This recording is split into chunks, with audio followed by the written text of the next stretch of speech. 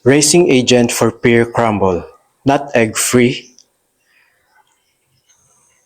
I think crumble is an anagram indicator, and egg-free, pwedeng substitution ng egg for zero or for O, and free tatanggalin from the word not. Ang i-anagram is crumble. Let's see. Peer and T.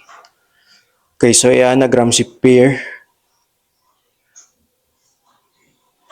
Parent. So, ang definition is racing agent for. Sige nga, check.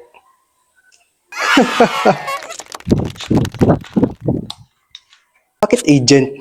Kasi mga spy yung iniisip ko eh. Ewan. Basta correct ako. Bye.